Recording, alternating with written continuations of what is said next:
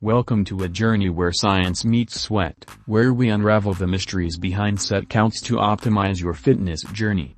In this video, we'll delve deep into the nuances of set numbers, debunking myths, and uncovering the golden formula that catapults your workouts from good to exceptional. But before we move on, make sure to like this video and subscribe to my channel.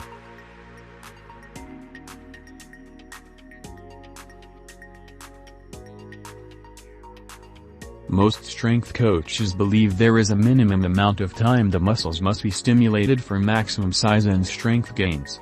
Consequently, when training with low reps, you must perform more sets to attain the optimal volume for strength development. The more exercises you perform, the fewer sets you need to achieve an optimal training effect for each exercise. 1 or 2 sets per exercise are usually enough for beginners because their training level is low.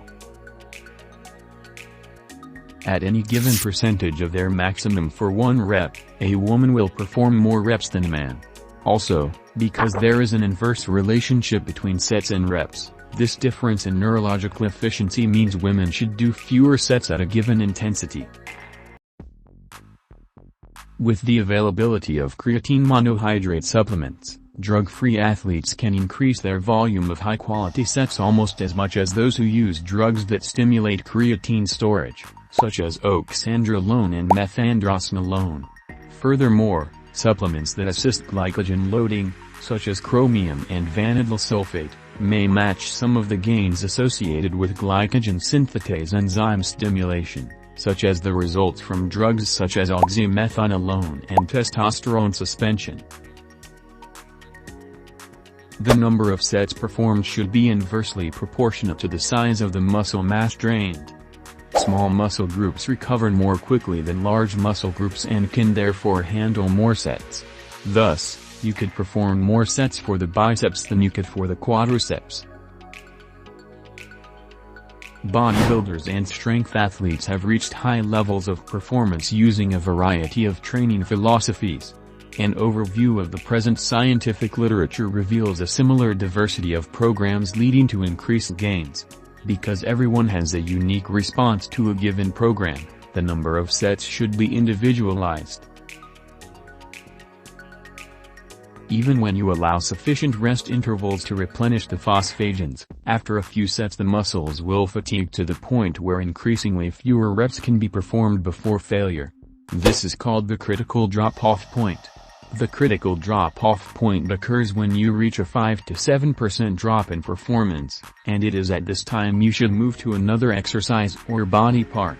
Never increase the quantity of stimulus at the expense of quality. It is pointless to perform sets in which the resistance is reduced so much that you don't train the appropriate motor units and don't create sufficient tension on the muscles to elicit gains.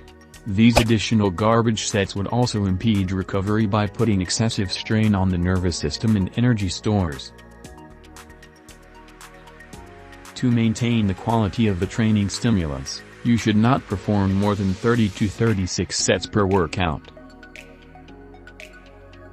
Muscles that are inherently fast-twitch respond best to more sets. Muscles that are inherently slow-twitch respond best to fewer cells.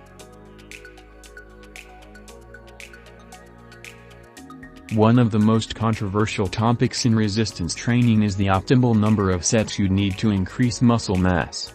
This table contains set rep prescriptions for increasing muscle mass.